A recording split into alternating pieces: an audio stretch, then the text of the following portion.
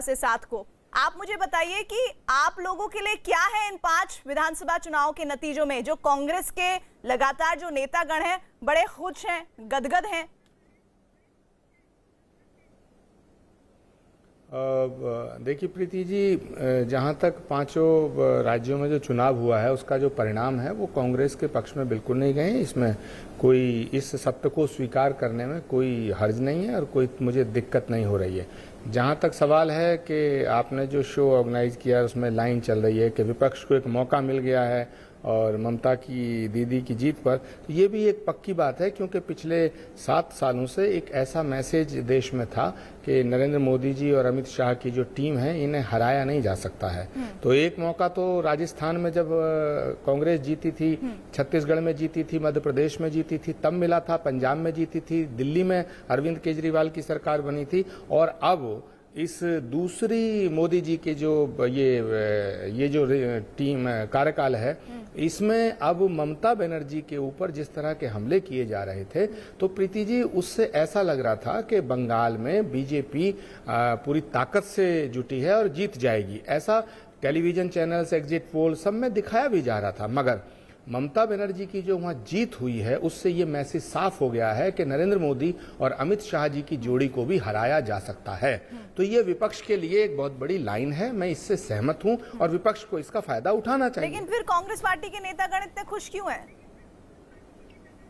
आपके लिए happy point क्या है? ये बात बिल्कुल आपकी वाजिब है प्रीति जी, ये आपका जो तीर है ये बिल्कुल मेरे ऊपर लग रहा है। मैं कांग्रेस पार्टी के साथ हूं और कांग्रेस पार्टी का जो इस समय दौर चल रहा है वो एक संकट का दौर है। कांग्रेस पार्टी के वरिष्ठ नेताओं को आत्मचिंतन की भी आवश्यकता है और आत्ममंथन की भी आवश्यकता है। अब मंथन अगर होगा तो उससे अमृत भी निकलेगा, विष भी निकलेगा। अब विषपान कौन करेगा, अमृत किसके हिस्से में जाएगा, ये तो समय बताएगा। लेकिन मैं इस हार को स्वीकार करता हूं और मैं ये आपके चैनल पे ये मांग भी करता हूं अपनी पार्टी के वरिष्ठ नेताओं से कि भाई सारे राज्यों के प्रभारी को हटा देना चाहिए। इसलिए आपका ये जो मंथन का प्रोसेस का इशारा कांग्रेस के लिए खास तौर पर किन किन लोगों से है, थोड़ा विस्तृत होकर बताइए। प्रीति रघुनंदन जी, आप बहुत ही वरिष्ठ पत्रकार हैं और संजीदगी से बात कर रही हैं। मैं बिल्कुल साफ दिल से आपको बताना चाहता हूं कि राजनीति में, सार्वजनिक जीवन में नैतिक मूल्यों का निर्वहन करना, यानी नैतिकता भी एक चीज होती है और कुछ नेता उसका बहुत बड़ा पालन करते हैं। पंडित नेहरू से लेके लाल बहादुर शास्त्री और पंडित अटल बिहारी वाजपेयी और जो इस टाइप के जो लोग थे वो नैतिक मूल्यों का निर्वहन करते थे। उसी परंपरा का पालन करते हुए 2019 में जब चुनाव हारे तो कांग्रेस की अध्यक्षता से राहुल गांधी जी ने इस्तीफा दिया था। तो अगर हार की जिम्मेदारी लेते हुए राहुल गांधी इस्तीफा दे सकते हैं तो कांग्रेस के वो नेता जो आसाम के प्रभारी थे, आसाम के चुनाव का दायित्व जिनके ऊपर था, बंगाल का दायित्व था, वहां के प्रदेश कांग्रेस कमेटी के अध्यक्ष, केरल के अध्यक्ष, वो सब इस्तीफा क्यों नहीं दे सकते? उनको देना चाहिए। तो मैंने ये मांग की है कांग्रेस के वरिष्ठ नेतृत्व से कि वो इस पे गौर करें और कांग्रेस के उन नेताओं को अपने अपने पदों से इस्तीफा दे देना चाहिए जिनके ऊपर कांग्रेस को जिताने का दायित्व था।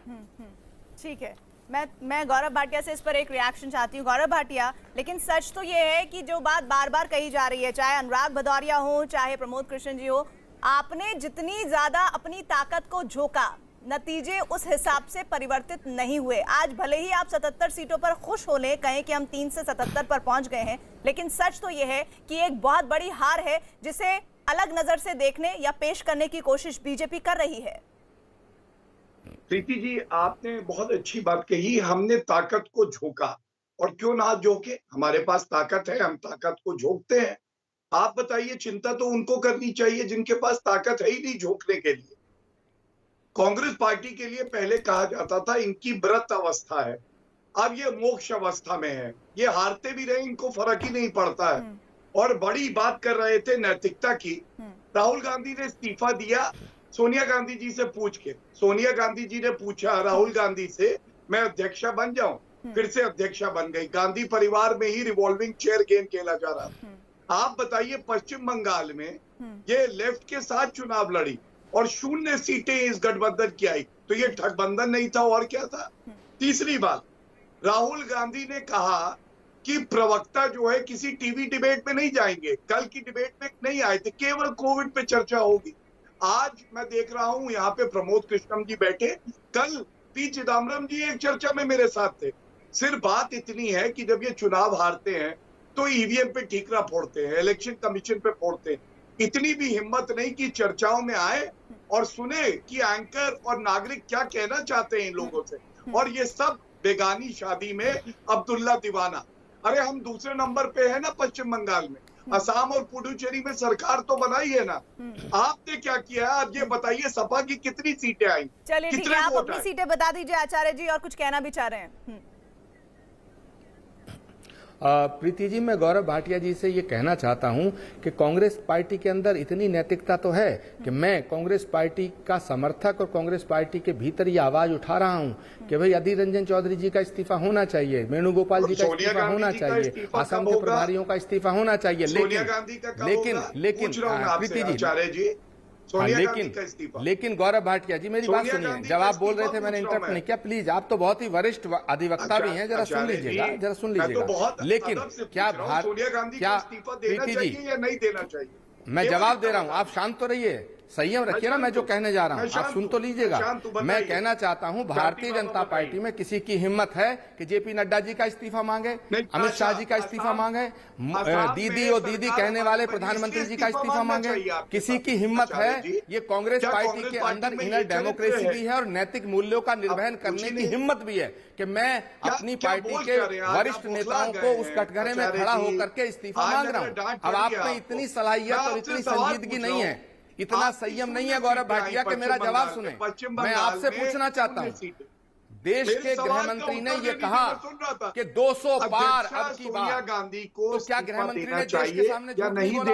भारत के प्रधानमंत्री जी ने ये कहा कि 200 पार हमारी सरकार बनेगी, 2 मई दीदी गई। तो क्या देश के प्रधानमंत्री जी को, देश के गृह मंत्री को, भारतीय जनता पार्टी के राष्ट्रीय अध्यक्ष को अपने पदों से इस्तीफा नहीं देना चाहिए? बीजेपी के अंदर किसी की हिम्मत है जो नैतिकता के आधार पर देश के गृह मंत्री का, बीजेपी के अध्यक्ष जेपी नड्डा का इस्तीफा मांगे? कांग्रेस पार्टी के अंदर इतनी नैतिकता है? गौरव भाटिया, आप संयम से सुनना नहीं चाहते क्योंकि सत्य को स्वीकार करना बीजेपी की आदत नहीं है। भारतीय जनता पार्टी का जो ढोल था वो फट चुका है। वेस्ट बंगाल के अंदर क्या हुआ बताइए? राहुल गांधी तो वहां जा ही नहीं पाए, डर गए। असम में क्या हुआ बताइए ना, आप उत्तर नहीं देना चाहते। मेरा सवाल यह है कि देश के प्रधानमंत्री ने यह कहा था कि 2 मई दीदी गई, तो 2 मई भी आ गई लेकिन दीदी नहीं गई। तो क्या देश के प्रधानमंत्री ने इतना बड़ा झूठ क्यों बोला? क्या प्राइम मिनिस्टर को इस तरह की बातें शोभा देती हैं? क्या देश के गृह मंत्री को इस तरह की बातें शोभा देती हैं? कि पब्लिक डोमेन में भारत का गृह मंत्री ये कह रहा था कि 200 पार, हम 200 से ज्यादा सीट जीतेंगे। तो क्या उन्हें अपने उस वक्तव्य का ध्यान रखते हुए नैतिक मूल्यों के आधार पर भारत के गृह मंत्री को इस्तीफा देना चाहिए या नहीं देना चाहिए? मैं मांग करता हूं कि देश को गुमराह करने के लिए, देश में अफवाह फैलाने के लिए भारत के गृह मंत्री, प्रधानमंत्री और बीजेपी के राष्ट्रीय अध्यक्ष को इस्तीफा देना चाहिए। प्लीज आप उन्हें बनाए रखिए, राहुल गांधी, सोनिया गांधी को बनाए रखिए। हम तो यही चाहते। आपने मेरी बात को आपने सुना नहीं? मैं क्या कहना चाहता हूं, आप कायदे से बात सुनिए, कायदे से जवाब दिए। मैंने आपके सवाल का जवाब दिया गौरव भाटिया जी, मैंने आपके सवाल का जवाब दिया। आप तो जवाब सुनना नहीं चाहते, आप सत्य का सामना नहीं करना चाहते। ऑमलेट बनाएंगे क्या? क्या बात कर रहे हैं आप? मेरी बात तो सुनो, आपने सवाल कर लिया, थोड़ा सा संयम दिखाइए ना। बदरुद्दीन अकबर असम में फुरफुरा शरीफ